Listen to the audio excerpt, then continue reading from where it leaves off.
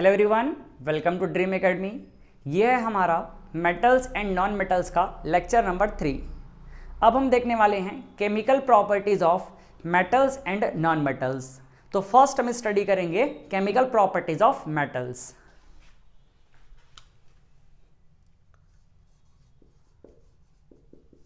Chemical properties of metals।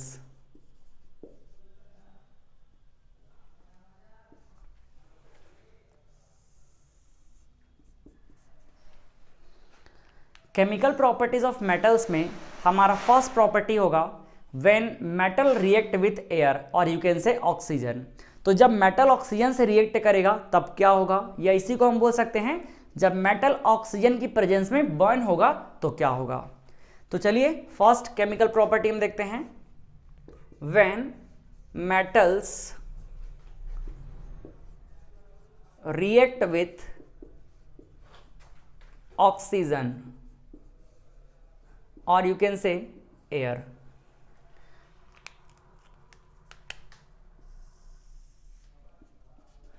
तो जब metal oxygen के प्रेजेंस में बर्न होगा या ऑक्सीजन से रिएक्ट करेगा तो ये मेटल ऑक्साइड फॉर्म करता है।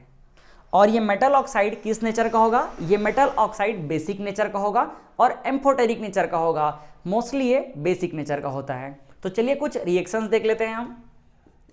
ये हमने लिख लिया मेटल, और जब ये मेटल ऑक्सीजन से रिएक्ट करेगा, मेटल जब ऑक्सीजन से रिएक्ट करेगा मीन्स हीट करेंगे, तो ये क्या होगा, ये फॉर्म करेगा मेटल ऑक्साइड।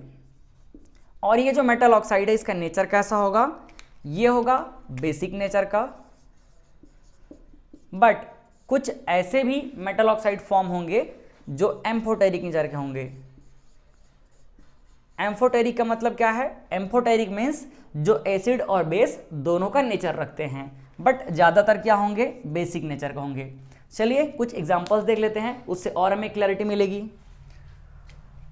फर्स्ट हम एग्जांपल ले लेते हैं सोडियम का। ये हमारे पास है सोडियम। सोडियम जब ऑक्सीजन से रिएक्ट करेगा तो क्या बनाएगा, ये बनाएगा सोडियम ऑक्साइड। बैलेंस आप इजीली कर सकते हैं, मैं सीधा रिएक्शन लिखता हूँ, फिर लास्ट में अपन बैलेंस कर लेंगे। सेकंड अगर हम रिएक्शन की बात करें, मैग्नीशियम मेटल ले लेते हैं। मैग्नीशियम जब ऑक्सीजन से रिएक्ट करेगा तो ये क्या फॉर्म करेगा, मैग्नीशियम ऑक्साइड फॉर्म करेगा।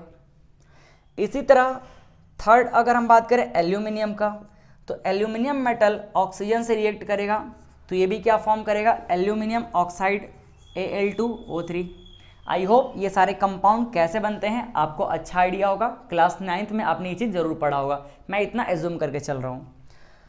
नेक्स्ट अगर हम बात करें कॉपर का, तो कॉपर जब ऑक्सीजन से रिएक्ट करेगा तो ये क्या बनाएगा, कॉपर ऑक्साइड बनाएगा। इसी तरह अगर हम बात करें जिंक का, तो जिंक मेटल जब ऑक्सीजन से रिएक्ट करेगा तो ये क्या बना लेगा, जिंक ऑक्साइड बना लेगा। एंड लास्ट हम देख लेते हैं, अगर आयरन ऑक्सीजन से रिएक्ट करेगा तो ये क्या बना लेगा, आयरन ऑक्साइड बना लेगा, Fe3O4। ठीक है, चलिए बैलेंस कर लेते हैं इसको। देखिए बैलेंस कर लेते हैं। यहाँ ऑक्सीजन 2 है, इधर ऑक्सीजन 1 है, तो इसको 2 कर लेते हैं। सोडियम देखिए कितना हो गया, 2 2 जा 4, तो यहाँ देखिए ये कितना हो जाएगा 4। क्लियर है। यहाँ देखिए यहाँ पे ऑक्सीजन, यहाँ ऑक्सीजन 2, यहाँ ऑक्सीजन 1, तो इसको 2 कर लिए, तो मैग्नीशियम इधर 2 हो गया तो इधर भी मैग्नीशियम 2 कर लिए। आई होप आपने चैप्टर 1 का लेक्चर देखा होगा जिसमें हमने केमिकल इक्वेशन को बैलेंस करना सीखा है। तो चलिए फिर आगे बैलेंस कर लेते हैं। देखिए इसको, यहाँ ऑक्सीजन 3 है, यहाँ ऑक्सीजन 2 है, यहाँ 3 और 2 मतलब दोनों प्राइम नंबर है, तो बैलेंस करने का तरीका क्या है, एलसीएम मेथड। यहाँ हम 3 का मल्टीप्लाई कर देंगे और यहाँ 2 का मल्टीप्लाई कर देंगे, दोनों क्या हो गया 6, बैलेंस हो गया। यहाँ एल्यूमिनियम 2 2 जा 4, 2 × 2 4 है ना, यहाँ देखिए कितना हो जाएगा 4। इधर देख लीजिए ऑक्सीजन 2 है, इधर भी 2 कर लेते हैं। यहाँ कॉपर देखिए, यहाँ कॉपर 2 हो गया। फिर देखिए यहाँ ऑक्सीजन 2 है, यहाँ ऑक्सीजन 1 है, तो ये हो जाएगा 2। फिर जिंक भी देखिए 2 हो गया, तो इसमें जिंक को 2 कर लिए। यहाँ ऑक्सीजन 2 है, यहाँ ऑक्सीजन 4 है, तो यहाँ क्या कर लेंगे 2, तो ऑक्सीजन बैलेंस हो गया। यहाँ आयरन कितना है 3, चलिए इसको अच्छे से लिख देता हूँ मैं, यहाँ आयरन है 3, तो इधर भी क्या कर लेंगे 3 कर लेंगे। तो इस तरह से हमने केमिकल इक्वेशन बैलेंस कर लिया। लेकिन इंपॉर्टेंट पॉइंट क्या है, जब मेटल ऑक्सीजन से रिएक्ट किया तो क्या बनाया, मेटल का ऑक्साइड बनाया। इसमें अगर हम नेचर डिसाइड करें, बेसिक और एम्फोटेरिक नेचर, तो देखिए ये जो सोडियम ऑक्साइड है ये बेसिक नेचर का होता है।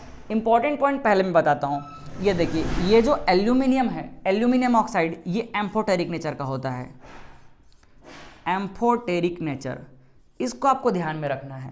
फिर अगर हम बात करें जिंक ऑक्साइड का, तो ये भी क्या होता है, ये भी एम्फोटेरिक नेचर का होता है, ठीक है। बट बाकी जो है यहाँ पे सब बेसिक नेचर के हैं, तो ये इसको लिख लीजिए बेसिक। मैग्नीशियम ऑक्साइड ये भी क्या है, बेसिक है। कॉपर ऑक्साइड ये भी क्या है, बेसिक है। यहाँ आयरन ऑक्साइड ये भी क्या है, बेसिक है, ठीक है। तो इंपॉर्टेंट बात यहाँ क्या ध्यान में रखना है, एम्फोटेरिक नेचर वाले ऑक्साइड को कौन कौन है, एल्यूमिनियम ऑक्साइड और जिंक ऑक्साइड। तो इस तरह से हमने समझा कि जब मेटल ऑक्सीजन से रिएक्ट करेगा तो क्या बनाएगा, मेटल ऑक्साइड। और ये एग्जाम में पूछा जाता है कि मेटल ऑक्साइड का नेचर कैसा होता है, तो ये मोस्टली बेसिक नेचर के होते हैं, बट यहाँ हमने देखा एम्फोटेरिक नेचर के भी होते हैं। एम्फोटेरिक का मतलब जो एसिड और बेस दोनों की तरह बिहेव करे। थोड़ा सा डीप में चलते हैं हम। जब ये मेटल ऑक्साइड, कैसे वाले मेटल ऑक्साइड, ये जो हमारे पास एम्फोटेरिक नेचर के हैं, जो एसिड और बेस दोनों की तरह बिहेव करते हैं, तो अगर ये एसिड और बेस से रिएक्ट करेंगे तो क्या होगा। हालांकि इसको हमने एसिड बेस एंड सॉल्ट वाले चैप्टर में पढ़ा हुआ है, बट थोड़ा सा और समझ लेते हैं। मैं इधर इसको थोड़ा सेपरेट कर लेता हूं। जब ये एम्फोटेरिक ऑक्साइड एसिड या बेस से रिएक्ट करेंगे तो क्या होगा, तो ये ऑब्वियस सी बात है, न्यूट्रलाइज होंगे और सॉल्ट बनाएंगे। ऐसा क्यों, एम्फोटेरिक का मतलब एसिड और बेस दोनों, तो जब ये एम्फोटेरिक ऑक्साइड एसिड से रिएक्ट करेगा तो बेस की तरह बिहेव कर लेगा, जब ये बेस से रिएक्ट करेगा तो एसिड की तरह बिहेव कर लेगा। अल्टीमेटली जब ये एसिड से रिएक्ट कर रहा है तो बेस बन गया, तो बेस और एसिड दोनों क्या हो गए, न्यूट्रलाइज हो गए। समझ आया। तो जब भी ये एसिड से रिएक्ट करे या बेस से रिएक्ट करे, न्यूट्रलाइज होना ही है। और क्या बनेगा, न्यूट्रलाइज होगा तो सॉल्ट बनेगा और साथ में वाटर रिलीज करेगा। चलिए इसको भी देख लेते हैं, काफी इंपॉर्टेंट रिएक्शन है हमारे लिए। तो जब ये एम्फोटेरिक मेटल ऑक्साइड एसिड या बेस से रिएक्ट करेंगे तो क्या होगा, तो ये सॉल्ट फॉर्म करेंगे और साथ में वाटर रिलीज होगा। क्लियर है, इस बात को ध्यान में रखना है। अब ये कैसे होगा, चलिए समझते हैं। फर्स्ट हम इसका रिएक्शन करा लेते हैं। फर्स्ट मैं यहां ए लिख लेता हूं, विथ एसिड। जब ये एम्फोटेरिक मेटल ऑक्साइड एसिड से रिएक्ट करेगा तो कैसे होगा। अपन एक एग्जांपल ले लेते हैं, एल्यूमिनियम ऑक्साइड। हमारे पास यहाँ दो एम्फोटेरिक मेटल ऑक्साइड है, एल्यूमिनियम ऑक्साइड और जिंक ऑक्साइड। तो पहले हम बात कर लेते हैं एल्यूमिनियम ऑक्साइड की। तो जब ये एसिड से रिएक्ट करेगा, एसिड हम ले लेते हैं HCl, तो जब ये एसिड से रिएक्ट करेगा तो खुद कैसे बन जाएगा, बेस की तरह बिहेव करेगा, बेस बन जाएगा। तो ये हो गया बेस और ये हो गया एसिड, दोनों क्या हो गए, न्यूट्रलाइज। और न्यूट्रलाइज होने के बाद क्या हो जाएगा, देखिए यहाँ पर ये जो हमारा बेस है, बेस का केटायन मतलब पॉजिटिव चार्ज एल्यूमिनियम, और एसिड का एनायन मतलब निगेटिव चार्ज, दोनों क्या हो जाएंगे, कंबाइन हो जाएंगे और यहां बना लेंगे एल्यूमिनियम ट्राइक्लोराइड। क्लियर है। थोड़ा एरो को छोटा कर लेता हूं मैं। फिर देखिए यहां पर क्या है, ऑक्सीजन और ये हाइड्रोजन, तो क्या बाहर निकल जाएगा, यहां बाहर निकल जाएगा वाटर। क्लियर है। इसी तरह अगर हम बात करें second example, zinc oxide. Zinc oxide जब हाइड्रोक्लोरिक एसिड से रिएक्ट करेगा तो ये भी क्या हो जाएगा, बेस की तरह बिहेव करेगा। और जब बेस की तरह बिहेव करेगा तो क्या बना लेगा, सॉल्ट, और ये हो जाएगा जिंक क्लोराइड, साथ में वाटर बाहर रिलीज होगा। क्लियर है। बैलेंस कर लीजिए, फिर हम बेस से रिएक्शन कराते हैं। देखिए यहाँ पे एल्यूमिनियम 2 है, ये एल्यूमिनियम 2 हो गया। क्लोरीन इधर कितना हो गया, 2 × 3 6, तो यहाँ देखिए यहाँ 6 कर लेते हैं, हाइड्रोजन यहाँ 6 हो गया और यहाँ हाइड्रोजन कितना है 2, तो यहाँ मैं कर लेता हूँ 3। तो देखिए ऑक्सीजन भी 3 हो गया, ऑक्सीजन भी 3 हो गया, ये बैलेंस हो गया। नेक्स्ट इसको देख लीजिए, यहाँ क्लोरीन 2 है, यहाँ क्लोरीन 1 है, तो ये हो गया 2, हाइड्रोजन 2 हो गया, सब कुछ बैलेंस हो गया। अब अगर हम इसका रिएक्शन बेस से कराएं, विथ बेस, जब हम बेस से कराएंगे तो क्या होगा, एम्फोटेरिक मेटल ऑक्साइड एसिड की तरह बिहेव करने लग जाएगा। फिर से वही एग्जांपल ले लेते हैं, ये हमारे पास है एल्यूमिनियम ऑक्साइड और इसका रिएक्शन मैं कर देता हूं सोडियम हाइड्रोक्साइड से। क्लियर है? तो ये एग्जैक्टली रिएक्शन हमने पढ़ा हुआ है acids, bases and salt chapter में। क्या बनेगा देखिए यहां पर, यहां बनेगा सोडियम एल्यूमिनेट, ये देख लीजिए क्या हो जाएगा, सोडियम एल्यूमिनेट। एग्जैक्टली हमने देखा हुआ ये रिएक्शन, और साथ में ये तो बन गया सॉल्ट, सोडियम एल्यूमिनेट, और क्या बाहर निकलेगा, वाटर, तो ये वाटर भी हम बाहर रिलीज कर दिए। क्लियर है? इसी तरह अगर हम बात करें जिंक ऑक्साइड का, तो जिंक ऑक्साइड जब अगेन बेस से रिएक्ट करेगा सोडियम हाइड्रोक्साइड से, तो खुद ये एसिड बन जाएगा, और ये क्या बनाएगा, ये बनाएगा सोडियम जिंकेट, और सोडियम जिंकेट का फॉर्मूला क्या होगा, ये हो जाएगा Na2ZnO2, और क्या बाहर निकलेगा, वाटर। क्लियर है? चलिए अब इसको हम बैलेंस कर लेते हैं। तो देखिए यहाँ पे एल्यूमिनियम 2 है और इधर एल्यूमिनियम 1 है, तो ऑब्वियस सी बात है यहाँ हमको एल्यूमिनियम क्या लेना पड़ेगा, 2 लेना पड़ेगा। अब एल्यूमिनियम को 2 लेने की वजह से यहाँ सोडियम कितना हो गया 2, तो यहाँ सोडियम को भी 2 ले लेते हैं। अब बचा हमारा हाइड्रोजन और ऑक्सीजन, उसको बैलेंस कर लेते हैं। यहाँ देखिए यहाँ ऑक्सीजन कितना है 2 और ये 3 कितना हो गया 5, तो इधर देख लीजिए 2 2 जा 4 और एक 5, बैलेंस है। हाइड्रोजन देखिए, हाइड्रोजन इधर कितना है 2 और ये भी 2, तो बाय डिफॉल्ट हाइड्रोजन और ऑक्सीजन बैलेंस हो गया। नेक्स्ट इसको देख लेते हैं, यहाँ देखिए जिंक कितना है 1, यहाँ भी 1, सोडियम यहाँ 2 है, सॉरी सोडियम यहाँ 2 है और यहाँ 1 है, तो इसको मैं कर लिया 2। अब देखिए बाकी हाइड्रोजन यहाँ 2 हो गया, बैलेंस हो गया, ऑक्सीजन यहाँ 2 और 1 3, तो यहाँ 1 और ये 2 ऑक्सीजन 3, ये भी बैलेंस हो गया। तो यहाँ हमने समझा कि जब मेटल ऑक्साइड जो एम्फोटेरिक नेचर के होते हैं वो एसिड और बेस दोनों से ही रिएक्ट कर सकते हैं और दोनों से रिएक्ट करके सॉल्ट बनाएंगे। अगर ये एसिड से रिएक्ट करेंगे तो इस तरह से मेटल क्लोराइड बनाएंगे, ठीक है, या अदर एसिड से भी करेंगे तो अदर तरीके से सॉल्ट बनाएंगे। अगर बेस से रिएक्ट करेंगे तो यहाँ हमने देखा इंपॉर्टेंट चीज, यहाँ पहला प्रोडक्ट बना सोडियम एल्यूमिनेट और दूसरा यहाँ पे देखिए सोडियम जिंकेट। तो ध्यान रखिएगा ये जो प्रोडक्ट बना है इसका नेम ही काफी इंपॉर्टेंट है, सोडियम एल्यूमिनेट और ये सोडियम जिंकेट। अगर हम नेक्स्ट बात करें, इन मेटल ऑक्साइड को वाटर में डिसॉल्व करने पे सॉल्यूबल होंगे या नहीं, मतलब सीधा सा टॉपिक बनेगा solubility of metal oxide in water. तो कुछ मेटल ऑक्साइड सॉल्युबल होते हैं और कुछ सॉल्युबल नहीं होते हैं। तो चलिए इसको नोट कर लीजिए, फिर हम देख लेते हैं solubility of metal oxide in water. अब नेक्स्ट हम बात कर लेते हैं solubility of metal oxide in water.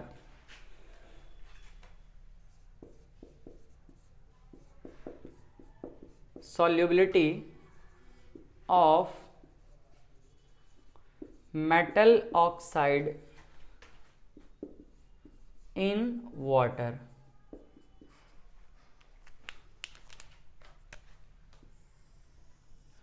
तो ज़्यादातर मेटल ऑक्साइड वाटर में इनसॉल्युबल होते हैं, बट अगर हम बात करें सोडियम, पोटेशियम और कैल्शियम के ऑक्साइड की, तो ये वाटर में सॉल्युबल होते हैं, बट अदर जो मेटल ऑक्साइड है ये वाटर में सॉल्युबल नहीं होते हैं। तो यहाँ हम लिख सकते हैं mostly metal oxides are insoluble in water, but sodium, potassium, calcium oxides are soluble in water, और ये वाटर में सॉल्युबल होने के बाद ये मेटल के हाइड्रोक्साइड बनाते हैं। कैसे बनाते हैं देखिए, यहाँ पर केमिकल रिएक्शन देख लेते हैं। ये है सोडियम के ऑक्साइड Na2O, ये जब वाटर में डिजॉल्व होगा तो ये क्या बना लेगा, सोडियम हाइड्रोक्साइड। क्लियर है, बैलेंस कर सकते हैं हम। यहाँ सोडियम 2 है, इधर भी 2 ले लिए। हाइड्रोजन देखिए 2 है इधर, और इधर हाइड्रोजन 2 है। ऑक्सीजन बैलेंस करते हैं, इधर ऑक्सीजन 1 और 1 2, यहाँ भी ऑक्सीजन 2 है। क्लियर है। नेक्स्ट अगर हम बात कर लें पोटेशियम का, तो K2O पोटेशियम ऑक्साइड, ये भी वाटर में डिजॉल्व होने के बाद क्या बनाएगा, पोटेशियम हाइड्रोक्साइड। इसको भी बैलेंस कर लेते हैं, यहाँ 2 है तो यहाँ भी 2 हो गया, बाकी हाइड्रोजन और ऑक्सीजन बैलेंस हो गया। नेक्स्ट अगर हम बात करें मैग्नीशियम ऑक्साइड की, तो MgO, और ये वाटर में डिजॉल्व होने के बाद अगेन क्या बनाएगा, मैग्नीशियम हाइड्रोक्साइड। क्लियर है, बट ये वाटर में पार्शियली डिजॉल्व होता है, अच्छे तरीके से डिजॉल्व नहीं होता है, तो यहाँ हम लिख सकते हैं इसको पार्शियली सॉल्यूबल। ठीक है, बैलेंस कर लेते हैं। देखिए यहाँ मैग्नीशियम 1, इधर भी 1, यहाँ ऑक्सीजन 1 2 है, इधर भी हाइड्रोजन 2, तो ये ऑलरेडी बैलेंस्ड है। तो यहाँ हमने मेटल की केमिकल प्रॉपर्टी में फर्स्ट केमिकल प्रॉपर्टी देखा है। केमिकल प्रॉपर्टी क्या था, मेटल रिएक्ट विथ ऑक्सीजन। तो ये हमने कंप्लीट पढ़ लिया, थोड़ा डिटेल में पढ़ा है क्योंकि डिटेल में पढ़ना जरूरी है। अगर आप क्लास 10 साइंस को हिंदी इंग्लिश जैसे पढ़ते हैं, उसको सिर्फ आप याद करने की कोशिश करते हैं, तो ऑब्वियस सी बात है आपको क्लास 11th में साइंस स्ट्रीम को चूज करने में बिल्कुल इंटरेस्ट आएगा ही नहीं, क्योंकि ये जो केमिस्ट्री है आगे चल के 11th 12th का केमिस्ट्री बनेगा। तो आप अगर यहीं से ही अच्छा पढ़ना सीखते हैं, अच्छा डीप में पढ़ते हैं, तो ऑब्वियस सी बात है आप 11th में जाएंगे तो साइंस स्ट्रीम को ही चूज करेंगे। क्लियर है, तो चलिए ठीक है, इसको नोट कर लीजिए, फिर हम पढ़ते हैं सेकंड केमिकल प्रॉपर्टी। नेक्स्ट अब हम बात करने वाले हैं सेकंड केमिकल प्रॉपर्टी की। सेकंड केमिकल प्रॉपर्टी है reaction of metals with water. तो जब मेटल वाटर से रिएक्ट करेगा तो क्या होगा, चलिए समझते हैं। सेकंड केमिकल प्रॉपर्टी हमारा मेटल्स रिएक्ट विथ वाटर।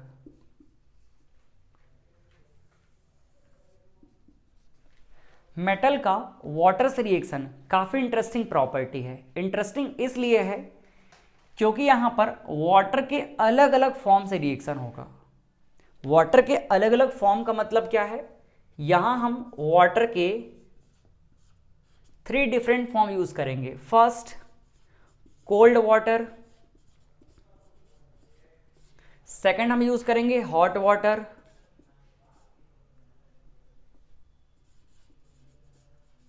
और थर्ड हम यहां यूज करेंगे स्टीम। वाटर के अलग अलग फॉर्म का यूज करने का रिक्वायरमेंट इसलिए है क्योंकि अलग अलग फॉर्म की रिएक्टिविटी अलग होती है, अलग अलग फॉर्म का एनर्जी लेवल अलग अलग होता है। जैसे हम स्टीम का बात करें तो स्टीम का जो एनर्जी लेवल है सबसे ज़्यादा होता है, फिर सेकंड नंबर में आएगा हॉट वाटर, फिर कोल्ड वाटर का जो एनर्जी लेवल है ये कम होगा। इतनी बातें आपको पता ही है। अब इससे फर्क क्या पड़ने वाला है, इससे फर्क पड़ने वाला है कि मेटल किस तरह से रिएक्ट करेगा। तो मेटल की अगर रिएक्टिविटी का हम ऑर्डर देखें वाटर से, तो सबसे ज़्यादा जो रिएक्टिविटी होगी, हालांकि रिएक्टिविटी सीरीज के बारे में हम लोग डिटेल में और आगे बात करेंगे, बट मैं वाटर के अकॉर्डिंग बात करूं तो सबसे ज़्यादा जो रिएक्टिव होगा वो है पोटेशियम, फिर सोडियम, फिर कैल्शियम, इसके बाद मैग्नीशियम, फिर आता है एल्यूमिनियम, इसके बाद जिंक, फिर आयरन, आयरन को Fe से रिप्रेजेंट करते हैं, इसके बाद आएगा लेड, फिर है कॉपर, फिर है हमारे पास सिल्वर, और सबसे लास्ट में है गोल्ड। तो अगर हम मेटल में बात करें तो पोटेशियम ये मोस्ट रिएक्टिव है। इसकी जो रिएक्टिविटी है मोस्ट है, बट अगर हम गोल्ड की बात करें तो ये लीस्ट रिएक्टिव है। क्लियर है। अब ऐसा होने से होगा ये, जस्ट एग्जांपल लेते हैं, अगर दो लोगों में रिलेशनशिप बननी है, फ्रेंडशिप होनी है, तो अगर दोनों इंटरेस्टेड है, दोनों एक्साइटेड है, तो रिलेशनशिप जल्दी बनेगा। अगर दोनों में सिर्फ एक इंटरेस्टेड है तो थोड़ा सा रिलेशनशिप बनने में टाइम लगेगा। लेकिन अगर दोनों इंटरेस्टेड नहीं है तो ऑब्वियस सी बात है दोनों में रिलेशनशिप बनने की पॉसिबिलिटी नहीं होगी। सेम चीज यहां पर भी होगा। यहां पर वाटर का ये रिएक्टिविटी फॉर्म हमने देख लिया कि जो स्टीम है सबसे ज्यादा रिएक्टिव होगा। बट अगर हम मेटल में बात करें तो मेटल में पोटेशियम की रिएक्टिविटी सबसे ज्यादा है और इस तरह से डिक्रीजिंग ऑर्डर है। तो मेटल किस तरह से वाटर से रिएक्ट करेगा, देखिए इधर सबसे पहले हम बात कर लेते हैं ज्यादा रिएक्टिव एलिमेंट की, ज्यादा रिएक्टिव मेटल की। तो ये जो हमको स्टार्टिंग में दिख रहा है ये पोटेशियम, सोडियम और कैल्शियम, ये तीनों मेटल इतने रिएक्टिव होते हैं, इतने रिएक्टिव होते हैं कि ये कोल्ड वाटर से भी रिएक्ट कर सकते हैं। अब अगर कोल्ड वाटर से कर सकते हैं तो ऑब्वियस सी बात है हॉट वाटर और स्टीम से तो कर ही लेंगे, क्योंकि इनकी एनर्जी कोल्ड वाटर से ज़्यादा होती है। तो ये तीनों जो स्टार्टिंग के एलिमेंट है, मेटल है, ये कोल्ड वाटर से भी रिएक्ट कर लेते हैं। क्लियर है। तो चलिए इनको मैं इसी ऑर्डर में अरेंज करता हूं ताकि रिएक्शन लिखने में हमको आसानी हो। फर्स्ट हम बात कर लेते हैं पोटेशियम, सोडियम और कैल्शियम। ये तीनों इतने रिएक्टिव होते हैं, इतने रिएक्टिव होते हैं कि ये कोल्ड वाटर से भी रिएक्ट कर लेते हैं। क्लियर है। सेकंड अगर हम बात करें मैग्नीशियम की, तो मैग्नीशियम की रिएक्टिविटी, ये जो मैग्नीशियम है इसकी रिएक्टिविटी इन तीनों से कम है, ऑब्वियस सी बात है। तो इसके लिए थोड़ा सा सामने वाला पार्टनर भी क्या होना चाहिए, एनर्जाइज होना चाहिए, एक्साइटेड होना चाहिए। क्लियर है। तो ये कोल्ड वाटर से रिएक्ट नहीं कर पाएगा, लेकिन हॉट वाटर और स्टीम से कर लेगा।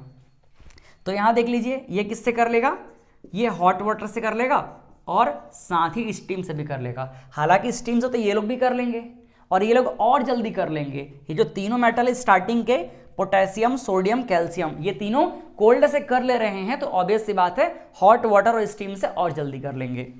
नेक्स्ट अगर हम बात करें थर्ड की, थर्ड देखिए, थर्ड कैटेगरी में हम रखेंगे एल्यूमिनियम, जिंक और आयरन को। तो ये तीनों थोड़े से और कम रिएक्टिव है, तो इनके लिए और ज़्यादा पावरफुल पार्टनर चाहिए, थोड़ा ज़्यादा एक्साइटेड वाला चाहिए। तो ये किससे करेंगे, स्टीम से करेंगे। यहाँ देखिए मैं लिख लेता हूँ एल्यूमिनियम, जिंक और ये हो गया आयरन। तो ये तीनों ना तो कोल्ड वाटर से करेंगे ना तो हॉट वाटर से करेंगे, इनको ज़्यादा एक्साइटेड पार्टनर चाहिए। इसका मतलब क्या है, स्टीम से करेंगे। क्लियर है। अब देखो हम ये तो समझ गए कि ये तीनों जो है वाटर से किस तरह से रिएक्ट करेंगे, ये तीनों कैटेगरी हमने समझ लिया। अब ये जो लास्ट का कैटेगरी है ना, ये लास्ट का कैटेगरी यहाँ तक, ये वाटर के किसी भी फॉर्म से रिएक्ट नहीं करते। मतलब ये इतने न्यूट्रल कैटेगरी के हैं, इतने लेस रिएक्टिव है कि ये वाटर से रिएक्ट ही नहीं करेंगे, और ये हमारे लिए अच्छा बात भी है। सोचिए अगर ये गोल्ड वाटर से रिएक्ट कर लेता तो क्या होता, यहाँ पर जो ऑर्नामेंट्स बने होते हैं गोल्ड के ना, ये वाटर में ऐसे डिजॉल्व हो जाते, तो हमारे लिए अच्छी बात है। ठीक है। बट हम केमिस्ट्री में आते हैं वापस। ये जो लेड है, कॉपर है, सिल्वर है, गोल्ड है, इनकी रिएक्टिविटी क्या होती है, लेस होती है, ये वाटर से रिएक्ट नहीं करते हैं। तो फोर्थ कैटेगरी मैं लिख लेता हूं, लेड की बात करें या कॉपर की बात करें या सिल्वर की बात करें या फिर गोल्ड, तो ये नो रिएक्शन, तो मैं सीधा यहां क्रॉस कर दिया, तो ये वाटर से रिएक्ट करेंगे ही नहीं। क्लियर है। अब देखिए हमने ये जो वाटर के अलग अलग फॉर्म से मेटल के अलग अलग रिएक्शन की पॉसिबिलिटी देखी। अब ये किस तरह से रिएक्ट करेंगे, किस तरह से प्रोडक्ट बनाएंगे, तो हम कोल्ड वाटर और हॉट वाटर इन दोनों से रिएक्शन को एक ही कैटेगरी में रखेंगे, क्योंकि इन दोनों से जो प्रोडक्ट बनेगा बिल्कुल सेम बनेगा और स्टीम से अलग प्रोडक्ट बनेगा। तो देखिए फर्स्ट, अगर मेटल चाहे कोल्ड वाटर से रिएक्ट करे या हॉट वाटर से रिएक्ट करे, अब आपको पता है कि कौन कोल्ड वाटर से करेगा और कौन हॉट वाटर से करेगा, तो ये हमारे लिए सोचने का बात है ही नहीं। तो मेटल जब कोल्ड वाटर से या हॉट वाटर से रिएक्ट करेगा तो इस कंडीशन में ये ऑलवेज क्या बनाएगा, ये बनाएगा मेटल हाइड्रोक्साइड, ये बनाएगा मेटल हाइड्रोक्साइड। और साथ ही बाहर रिलीज होगा हाइड्रोजन गैस। क्लियर है। नेक्स्ट, अगर मेटल स्टीम से रिएक्ट करता है, जब मेटल स्टीम से रिएक्ट करेगा, वाटर के स्टीम फॉर्म से जब रिएक्ट करेगा तो ये क्या बनाएगा, ये बनाएगा मेटल ऑक्साइड और क्या बाहर रिलीज होगा, हाइड्रोजन गैस। तो एक बात यहां से हमको क्लियर समझ में आ रही है कि मेटल चाहे हॉट वाटर, कोल्ड वाटर या स्टीम किसी से भी रिएक्शन करे, हाइड्रोजन गैस जरूर रिलीज होगा। क्लियर है। अगर मेटल कोल्ड वाटर या हॉट वाटर से रिएक्ट करेगा तो क्या बनाएगा, मेटल हाइड्रोक्साइड बनाएगा। और अगर ये स्टीम से रिएक्शन करेगा तो क्या बनाएगा, मेटल ऑक्साइड बनाएगा। क्लियर है। तो अगर ये जो समरी पार्ट है हमारे दिमाग में है तो रिएक्शन लिखने में हमको थोड़ी सी भी परेशानी नहीं होगी। क्लियर है। मैं फिर से इसको आपको समझाता हूं क्योंकि यही हमारा सबसे स्ट्रॉन्ग बेस है। क्लियर है। देखिए यहाँ पे मेटल रिएक्ट विथ वाटर, तो वाटर के अलग अलग फॉर्म क्या है, यहाँ पे कोल्ड वाटर हो सकता है, हॉट वाटर हो सकता है, स्टीम हो सकता है। और अगर रिएक्टिविटी की बात करें तो स्टीम की एनर्जी ज़्यादा होती है तो रिएक्टिविटी ज़्यादा होगा और कोल्ड वाटर का सबसे कम होगा इन तीनों फॉर्म में। अगर हम वाटर से मेटल की रिएक्टिविटी की बात करें तो पोटेशियम सबसे ज़्यादा रिएक्टिव होगा, then sodium, calcium, magnesium, aluminium, zinc, iron, lead, copper, silver और लास्ट में गोल्ड। मतलब गोल्ड की रिएक्टिविटी सबसे कम होती है। तो यहाँ देखिए हम इसको अलग अलग स्लॉट में डिवाइड कर दिए। फर्स्ट हम बात करते हैं पोटेशियम, सोडियम और कैल्शियम। ये तीनों इतने रिएक्टिव होते हैं कि ये कोल्ड वाटर से भी रिएक्ट कर लेते हैं, मीन्स हॉट वाटर और स्टीम से तो कर ही लेंगे। नेक्स्ट जो मैग्नीशियम है ये कोल्ड वाटर से नहीं कर पाएगा, ये हॉट वाटर से करेगा और साथ ही स्टीम से भी कर लेगा। नेक्स्ट कैटेगरी में है एल्यूमिनियम, जिंक, आयरन। ये कोल्ड वाटर से भी नहीं कर सकता, हॉट वाटर से भी नहीं कर सकता, ये किससे करेगा, ये करेगा स्टीम से। क्लियर है। नेक्स्ट अब देखिए इसके बाद लेड है, कॉपर है और सिल्वर है और ये गोल्ड है। ठीक है। तो ये जो है इतने लेस रिएक्टिव होते हैं कि वाटर के किसी भी फॉर्म से रिएक्शन नहीं कर सकते। अब यहां देखिए मेटल जो है वाटर के अलग अलग फॉर्म से रिएक्शन करता है, तो उसके अकॉर्डिंग हमने रिएक्शन को एक स्टैंडर्ड फॉर्म में लिख लिया। मेटल जब कोल्ड वाटर और हॉट वाटर से रिएक्शन करेगा तो क्या बनाएगा, मेटल हाइड्रोक्साइड। और जब मेटल स्टीम से रिएक्शन करेगा तो मेटल ऑक्साइड बनाएगा और दोनों ही केस में हाइड्रोजन गैस बाहर रिलीज होगी। क्लियर है। चलिए अब हम रिएक्शन लिखना स्टार्ट करते हैं।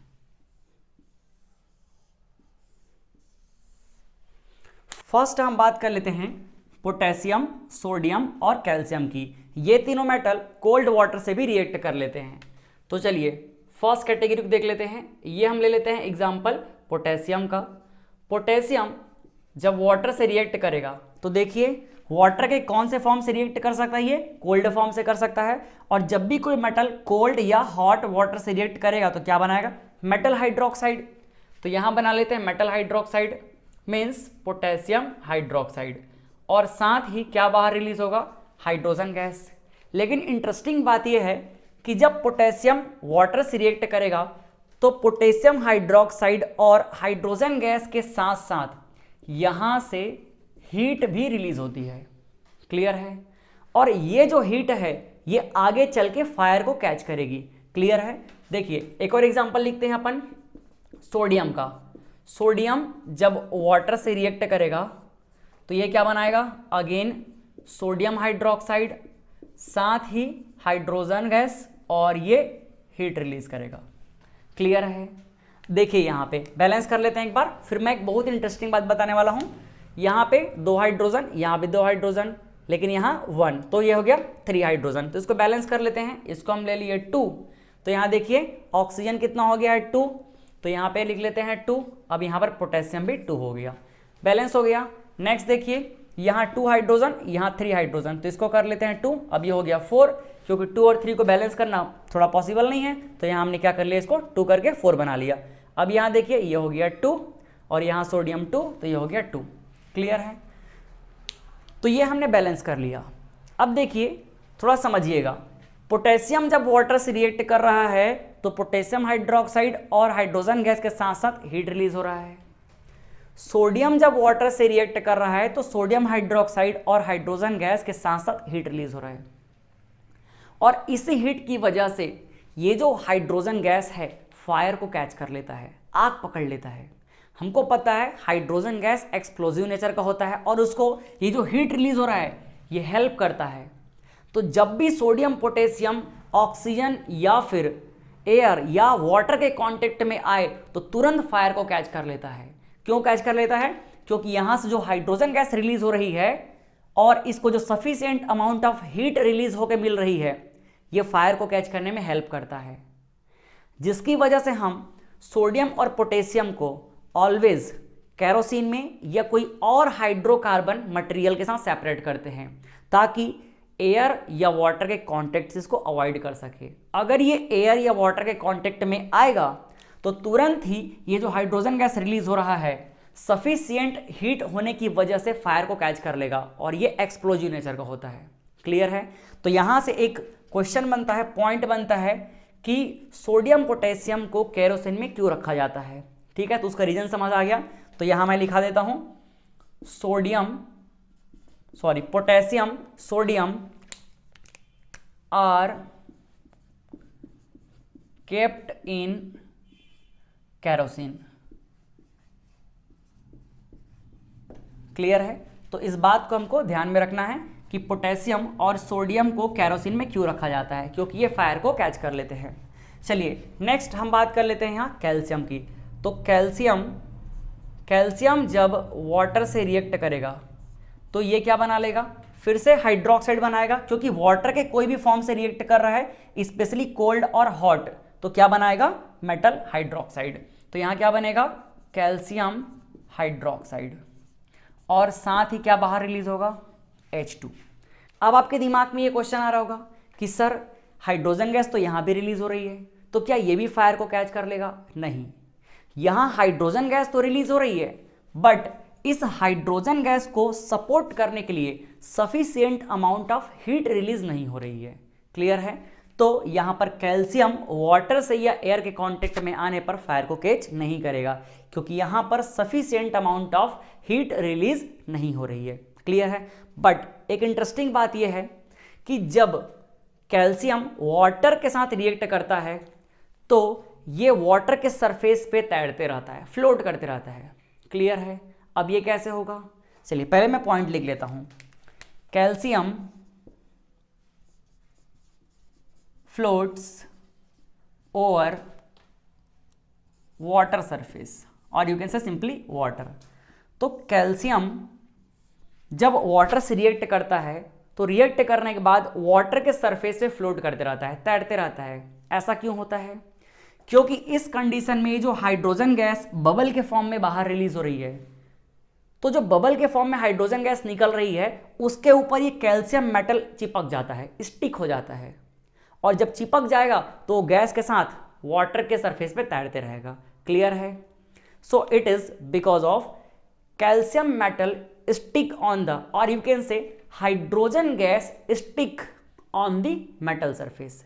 हाइड्रोजन गैस जो बबल के फॉर्म में रिलीज हो रही है मेटल के सरफेस पे जाके चिपक जाती है, और मेटल के सरफेस पे हाइड्रोजन गैस चिपक गई तो ऑब्वियस सी बात है गैस ऐसे ट्रेवल करते रहेगा और वहां पर उसके ऊपर में मेटल जो है ट्रेवल करते रहेगा। तो यहाँ पर हमको ऐसा लगेगा कि कैल्शियम जो है वाटर के ऊपर में फ्लोट कर रहा है, तैर रहा है। क्लियर है? चलिए बैलेंस कर लेते हैं हम इसको। यहाँ पर हाइड्रोजन 2 और 2 4 है, तो यहाँ पे ले लेते हैं 2 और बाकी सब कुछ बैलेंस हो गया। क्लियर है? तो यहाँ हमने पहले कैटेगरी को समझ लिया कि जब पोटेशियम सोडियम और कैल्शियम से रिएक्ट करेगा कोल्ड वाटर तो क्या होने वाला है। क्लियर है? हमने दो इंटरेस्टिंग बात यहाँ पे समझा कि पोटेशियम और सोडियम को केरोसिन या किसी और हाइड्रोकार्बन में रखते हैं ताकि इसको एयर या वाटर के कांटेक्ट से अवॉइड कर सके। अगर ऐसा नहीं हुआ तो ये फायर को कैच कर लेगा। क्यों? क्योंकि यहाँ पर सफिशिएंट अमाउंट ऑफ हीट भी रिलीज हो रही है। दूसरा बात हमने ये समझा कि जो कैल्शियम होता है वाटर के सरफेस से फ्लोट करते रहता है। ऐसा क्यों? क्योंकि जो हाइड्रोजन गैस बबल के फॉर्म में रिलीज हो रही है ये मेटल के सरफेस पे जाके चिपक जाती है, और हमको लगता है कि कैल्शियम क्या कर रहा है? कैल्शियम जो मेटल है वाटर के सरफेस से फ्लोट कर रहा है। क्लियर है? चलिए अब हम आते हैं मैग्नीशियम के बारे में। तो मैग्नीशियम के बारे में हमने समझा कि ये कोल्ड वाटर से रिएक्शन नहीं करेगा, लेकिन हॉट वाटर और स्टीम दोनों से रिएक्ट कर लेगा। तो सेकंड देख लेते हैं मैग्नीशियम। तो मैग्नीशियम फर्स्ट ये कौन से वाटर से रिएक्ट करेगा? कोल्ड वाटर से नहीं करेगा तो हॉट वाटर से करेगा। तो अगर ये हॉट वाटर से रिएक्ट करेगा तो क्या बनाएगा? हॉट वाटर से जब भी रिएक्ट करेगा तो मेटल हाइड्रोक्साइड बनाएगा। तो ये हो गया मैग्नीशियम हाइड्रोक्साइड, और साथ ही क्या निकलेगा बाहर? Hydrogen gas. बट ये जो मैग्नीशियम है ये वाटर के स्टीम फॉर्म से भी रिएक्ट कर सकता है, स्टीम फॉर्म से भी रिएक्ट कर सकता है।